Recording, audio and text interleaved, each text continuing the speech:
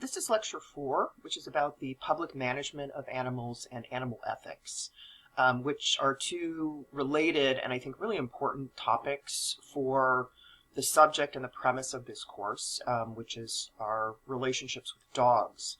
Particularly because dogs are domesticated animals and have sort of ongoing interaction with humans. There are all kinds of ethical questions that are raised about how we manage that set of relationships. So that's what we'll be talking about in this particular unit. One of the things that I think is really important about this unit is that it really, I think, puts all the subjects that we've been talking about in this course so far into context. So everything in this unit is really connected to everything that we've talked about so far. Starting with just sort of the idea that this is an interdisciplinary course, right? I mean, we're starting from the sort of the main position of how cultural anthropologists look at animals and dogs in particular, and particularly dog-human relationships. But we can't really talk about this subject effectively without looking at what other scholars in other fields think about and write about as well. So in this particular unit, in fact, you're not reading any anthropologists, you're reading a historian and then several philosophers. And, you know, both history and philosophy are fields that have influenced cultural anthropology a lot. There's a lot of overlap and a lot of sort of ongoing collaboration. So, you know, it's fitting, I think, that these are the two areas that are represented in this unit. So we're branching out a little bit from cultural anthropology, but again, still with that sort of anthropological eye on our topic. The other ways that I think this unit connects to our previous subjects are the following. I mean, first, the subject of dog origins, which we've talked about, sort of the evolution and domestication of dogs by humans and how that's sort of fundamental to both who dogs are and who people are. That fact that we've domesticated dogs goes directly to questions of ethics and the management of dogs, particularly in human society. Because we domesticated dogs, as you'll see in the readings, there's a sense that we have then an ongoing responsibility to dogs, right? That there's ethical questions raised by how we both individually and collectively take care of or don't take care of dogs, right? Essentially, we made dogs dependent on us through that process of domestication. And some would argue that that sort of leaves us with this ongoing sort of ethical responsibility to what happens to dogs. So we're definitely going to sort of reflect on that relationship. And then the third connection is, you know, in the last unit we talked about cross-cultural sort of approaches to dogs, what it means to be dog and how humans and dogs can and should interact. And again, there's a real connection to this unit. There's a relationship between those cultural models of what a dog is, particularly as we discussed sort of varying cultural assumptions about whether animalhood and personhood are sort of the same thing or different things, right? The degree to which dogs are treated as parallel beings to humans or as something radically different, right? We saw some variation in the examples we looked at. There are all kinds of ethical questions then that are built into those kinds of different cultural models, right? If we understand dogs to be selves, as we've talked about in the previous unit, right? Or if in some cultural contexts they are understood to be selves, to have their own sort of distinctive personhood, if you will, or doghood, then there are ethical questions about how we treat them, right? And what kinds of rights we do or don't extend to them. So again, I think this is just a really important unit and raises all kinds of really important and fascinating questions that go directly to all the topics that we've already addressed in the course. So let's go ahead then and dig into what these scholars have to tell us about these issues and how we can sort of, again, connect them back to some of the things we've been talking about. So the Wang article, Wang is a historian, and, you know, again, it's got a little bit of a different flavor than the cultural anthropology that you've read, but there's all kinds of clear connections. And anthropologists are really interested in how things develop and change or stay the same over time. So there's a sort of an obvious connection to the work that historians do. This article, I think, is also interesting because it's a good example of how we can read an academic article for different things. What I mean is, in the context of being a U.S. historian, Wang's main argument really is about the development of politics and sort of the political sphere in the U.S. in the late 19th and early 20th centuries. And that's interesting, for sure, to read about. But for the purposes of this course, what's more important is the example she's using, which is the development of basically animal control in U.S. cities during that era, right?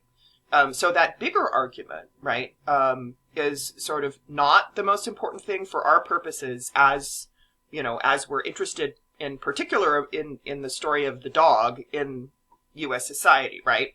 So we can read an article like this for a couple different things, right? So somebody interested more in writing about, say, the development of sort of political processes in the United States might read this for her more theoretical argument. For our purposes, we're going to read it for the details of this case of power struggles over animal control, particularly as regards dogs, but she talks about a variety of animals during that period of the late 19th and early 20th centuries, right? So the example that she's using is about sort of the rise of the ASPCA and the way that it interacted with the New York City Health Department around this issue of animal control, right? So it's a really interesting example because it starts to give us some historical context for things like the dog pounds that we know exist today, like where those sort of forms of animal control came from. And again, the ethical questions it raises or may raise are regarding how we have treated animals over time and how we do so today, right? Again, Wang's main sort of, from the perspective of history, main argument is really about the development of political life in the U.S. during this era. But the other sort of big theme, which I think goes directly to the stuff we're doing in this course, is she's also really talking about how the degree to which animals' presence in human society has informed many aspects of human social life, right? So including the development of political processes, and in this case, particularly the sort of intersection between public and private entities around policing aspects of human society, right? So dogs played a role in that, in how that developed. Okay, so digging in then to the specific case study that she's working on here. As she points out, the fact is in 19th century cities, which is where she starts this story, there were lots of animals around, right? There were not only dogs, but pigs and cows and horses and chickens, right, as she describes, often sort of roaming around and in the streets and whatever.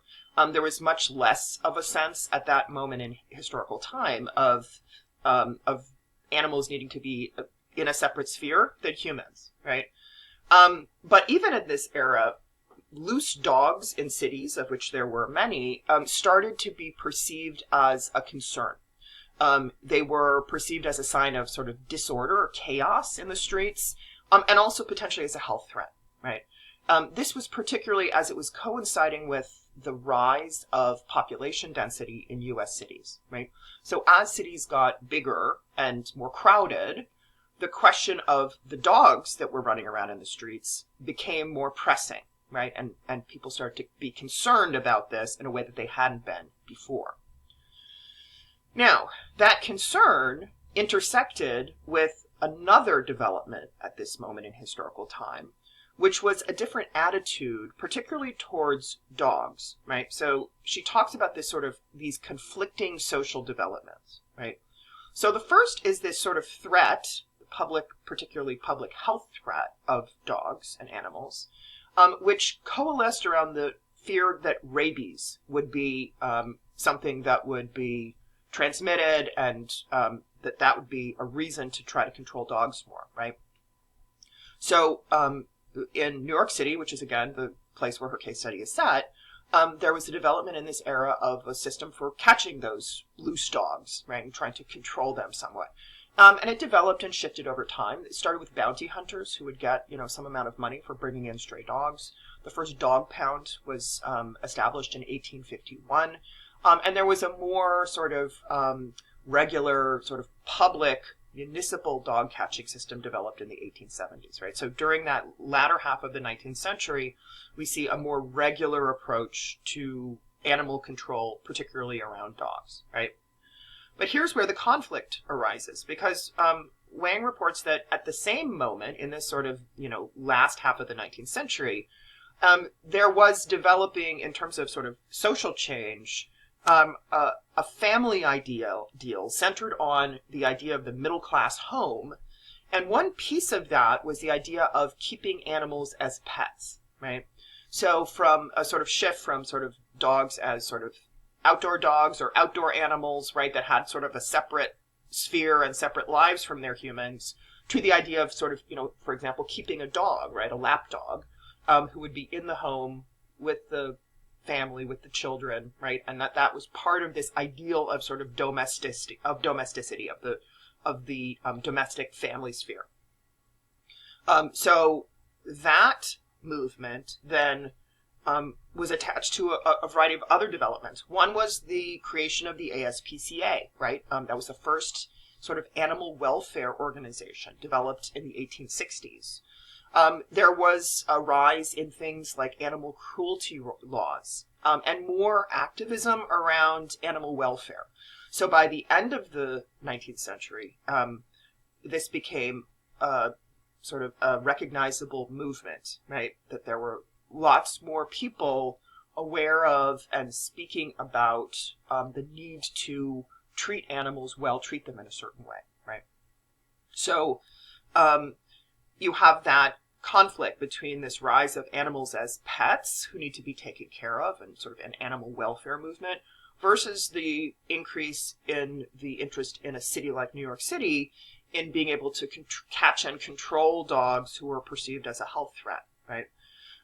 So that is one of the developments that Wang is really interested in. So the ASPCA also is rising in its sort of authority, right, around these questions of animal control, and in fact takes over catching dogs and sort of keeping dogs in dog pounds right near the end of the 19th century. So again, that's back to that main theme that Wang brings up of sort of the relationship between public and private power around animal control, right?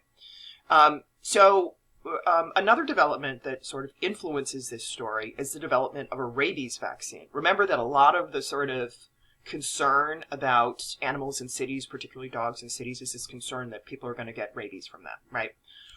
So the health department then, right, the public part of animal control, becomes more active around rabies prevention and control through now having access to a vaccine, right? So this sort of, again, rekindles this sort of conflict between the role of the ASPCA and the role of the health department, right? The health department, armed with their rabies vaccine, wants to take a stronger approach to controlling animals. Their main goal is to keep people healthy, right? That's their mandate. But some of the ways that they want to do that run afoul of the sort of animal welfare approach of the ASPCA. So things like a muzzling ordinance, like all dogs, being walked in public need to wear a muzzle. And even more radical things, like you read about the health department issuing a shoot to kill ordinance during a rabies outbreak, right? And ending up sort of killing some dogs that were pets owned by people, right? So again, that sort of more strong arm approach of the health department to trying to control rabies versus the rising animal welfare approach of ASPCA puts them in conflict, right? And again, it's a conflict about attitudes towards dogs. It's also just a conflict of sort of power and control, right, in the public sphere. Again, part of this is about that development of the ASPCA, the development of policing around dogs in cities, and part of it is around that shift. Ultimately, what Wang shows is that the control of animals in cities created this sort of blended public-private sort of power relationship, right? Where some of the authority was in the hands of public entities, some of the authority was in the hand of these private entities like the ASPCA, right? So it's an interesting element of the development of politics in the United States, and it's also an interesting example for us of some of the origins in this country, particularly in urban spaces, of the mechanisms and the structures by which dogs, particularly stray dogs, are controlled. So I think an interesting sort of background for us as we talk more again about the ethics around those ways that we control particularly stray animals. Okay, so the other two readings are much more into sort of the philosophy, right? So the ethical questions raised by how we treat animals, in particular dogs, is what we're focusing on, but it extends to other animals as well. And, you know, what the implications are of those ethics for what we do with dogs, right? So Palmer is speaking specifically about the ethical questions that arise around killing animals in shelters, right? This is sometimes referred to as euthanasia. I often refer to it as that myself, but as Palmer points out, actually, euthanasia is not really an accurate term for it, right? Euthanasia carries with it the assumption that it's for the best interest of the animal, right? And precisely what she's talking about here is questioning whether it really is in the animal's interest, right? So the question is, what are the ethical issues connected to our practice of killing healthy but unwanted animals who end up in shelters, right? A practice that we know is part of the shelter system in the U.S. You know, in the Chicago shelter, the Chicago Animal Care and Control, the city's dog pound, a certain percentage of the dogs who end up there are killed, right, when they can't be adopted, for example, right? So, what are the ethical questions that are raised by that practice, right? And she puts forward three different positions on this question, right? So again, we're not doing anthropology now, we're doing philosophy. And philosophers tend to want to argue out points very carefully and methodically, and understand what the different positions on an issue are and what the logic or lack of logic is connected to them. So that's what Palmer's approach is in this article, right? So she sketches out three different positions on this question, right?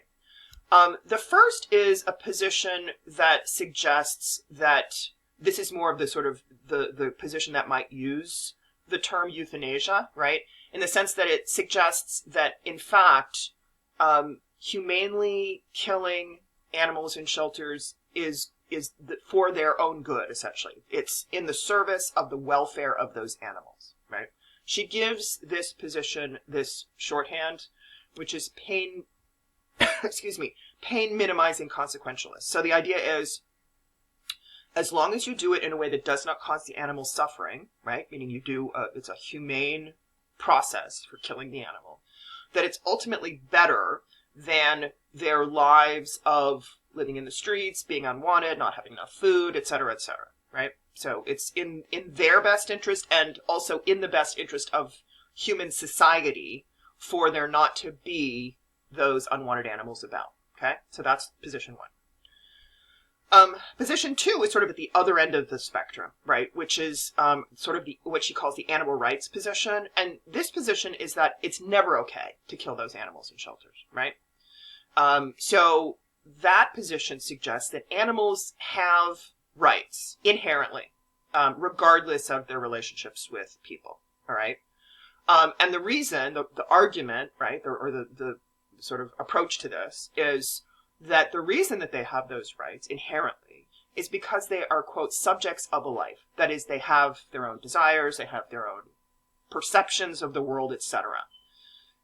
Again, connecting this to what we've already looked at in this course, you may note that that sounds very similar to what Cohn found working with the Runa people in the Amazon, as you recall, right? Like, that's exactly what their model was of dogs, that they have their own selves, right? That they have their dreams, that they, are pursuing certain things, etc.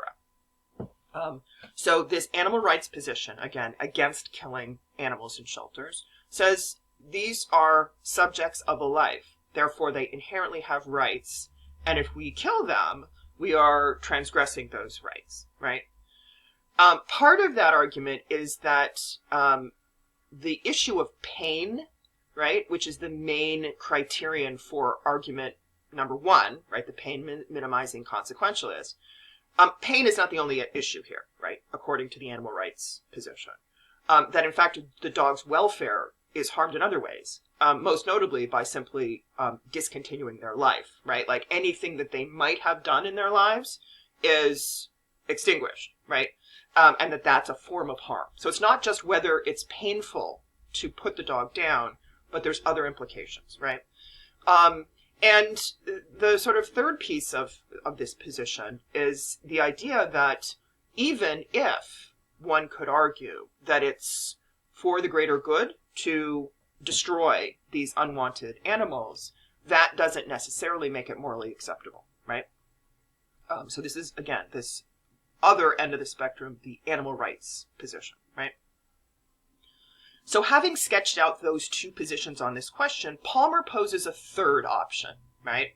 So she says, neither of these seems to really hit right for me. She says, here's another way to think about it.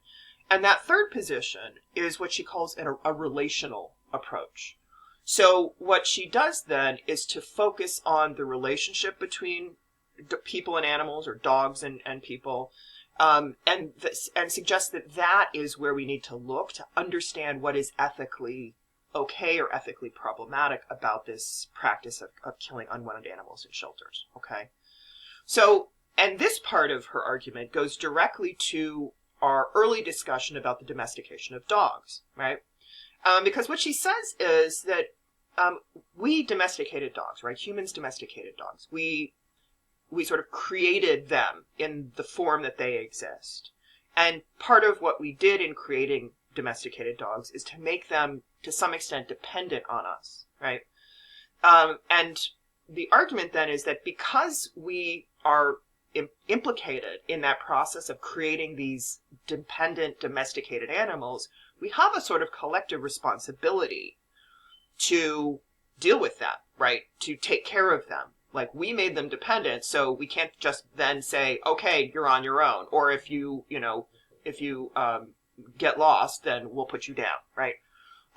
So part of the argument then, this relational approach to this question, is the responsibility that is inherent in the fact that humans domesticated dogs, right? The flip side of it is that this relational approach also suggests that we need to as well respect a certain amount of independence in animals.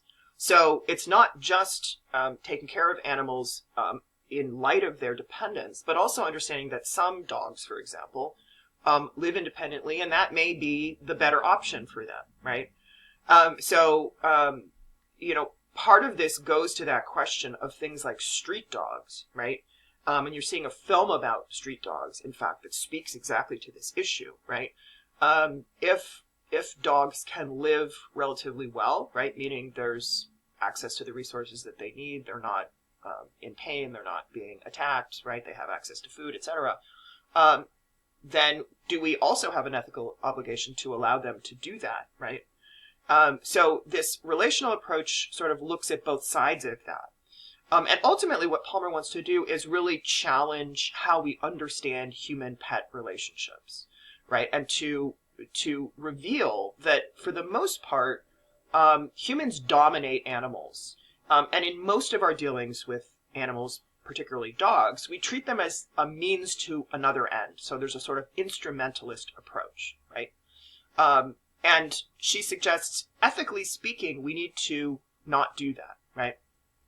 One example that she ends with is the idea that the push to spay and neuter animals is premised on a sort of thinking that is the same attitude that is used for justifying killing animals in shelters. And again, she's not necessarily arguing that we shouldn't spay or neuter animals, or we shouldn't kill animals in shelters, but she's sort of arguing what the ethical implications of those things are. And again, the argument is that we're treating animals as a means to another end, right? As being about what their significance is for humans and for human society. And if we really want to take the ethics of these questions seriously, we need to understand the dogs as distinct beings, right, with their potentially their own rights to either live in a domestic setting or not, and that these decisions don't reflect the well-being, or in fact the sort of the selves of those dogs. So again, she's sketching out these three positions really just to think through all the implications of the question, not necessarily to land on one position or another. This photo, incidentally, is from a dog shelter in Costa Rica, where hundreds of stray animals are allowed to sort of have free run of the place. So it's a different approach to shelters. I thought it was interesting, just sort of in keeping with the kind of conversation that Palmer is raising about both our responsibilities to animals and the need to take seriously questions about their freedom to do different kinds of things. Okay, and the last piece that you read, also again by philosophers, thinking about sort of the ethical questions around our treatment of domestic animals, in particular dogs, in the case of what we're thinking about, is Kymlicka and Donaldson. And they're really arguing that it's just and appropriate to extend citizenship to domestic animals. So they're starting from the premise that animals have basic rights because they are sentient beings, right? Again, with echoes of some of the stuff we've already talked about, that animals don't just have rights because they're in relationship to humans, but in and of themselves, they're sentient beings. They have basic rights, right? And the way they frame what those rights look like is that they say that domestic animals are part of human society, right? They share society with humans. So they should be afforded membership in that society. So they use this concept of citizenship.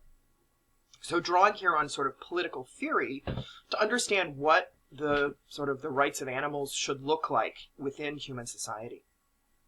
They extend that idea of using these sort of political theory concepts to understand those relationships.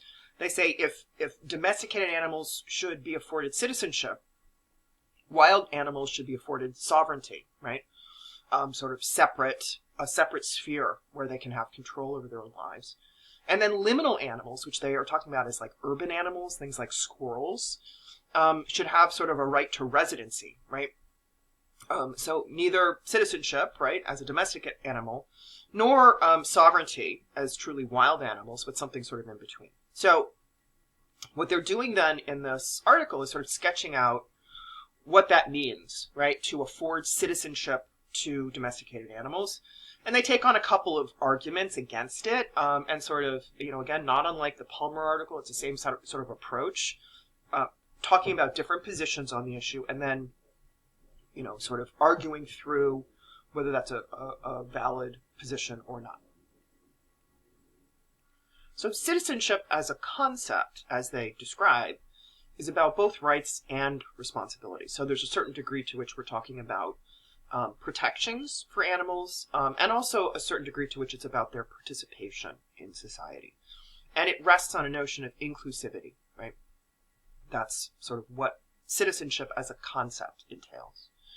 So then they look at, again, a couple of arguments against, and they try to sort of knock those down or talk about another way of thinking about it. So the first argument that they pose, or that they know has been directed at this approach of citizenship for domesticated animals, is that citizenship would actually be bad for animals, because it would be about policing and controlling those animals.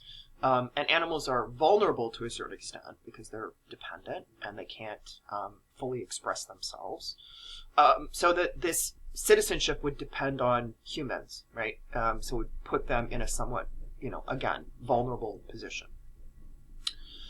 So the way that Kymlicka and Donaldson respond to that is that they say it is true that a citizenship model would require finding more and better ways to understand what animals want, right? So communication, being able to perceive animals' desires more carefully would be something that would need to happen.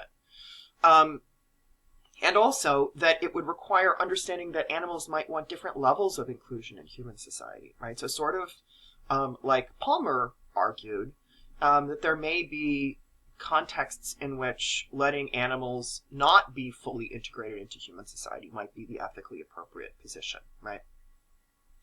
So the second argument against this idea of citizenship for domesticated animals is that it would actually be bad for democracy, right? So the first argument is it's bad for the animals. The second is it's bad for the system, right? For the democratic system. So bad for the sort of concept of citizenship.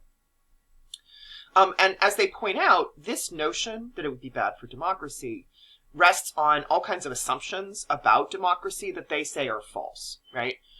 So the idea that democracy requires capacity for reason, for self-control, for communication, for socialization, right? First of all, they point out that domesticated animals are able to do all those things, right? For example, dogs who, spend a lot of time around humans learn how to act in appropriate ways, or are taught how to act in appropriate ways by the humans that they're around, right? And further, they suggest some of those sort of reasons for excluding or potentially excluding domestic animals from democratic processes or from citizenship would also end up excluding many humans, right? That citizenship, again, rests on a notion of inclusivity. And that includes all kinds of humans as well as potentially domesticated animals. So they're, again, challenging the reasoning here embedded in this position. The final point they make is that this focus on democracy being premised on reason and deliberation, the fact is that that doesn't always lead to justice anyway. So again, they're sort of knocking down this argument in favor of thinking about how to extend this notion of citizenship to include non-human animals, particularly domesticated animals. And they end with sort of this idea, right? So this is a quote from the article. We need to think of citizenship as a way of interacting with all of those who share our society in all of their diversity. Citizenship is about treating co-citizens as full and equal members of a shared society, supporting and fostering their flourishing and their opportunities for cooperation and participation in ways that are meaningful and possible for them. And having rightly committed ourselves to inclusive citizenship in this sense in relation to human diversity, we can hardly exclude domesticated animals, that's what DAs are, on the grounds that they do not fit an image of the model citizen. Humans do not fit. So again, they're saying if we're going to be, as we should be, around all kinds of different people being afforded this membership in human society, then it's only fitting that we would do so with the domestic animals that are also part of our everyday lives. So we'll stop it there. Again, lots of really, I think, pressing ethical issues raised by these different scholars that are really central to how we think about the relationships between dogs and people. We'll talk again soon. Bye-bye.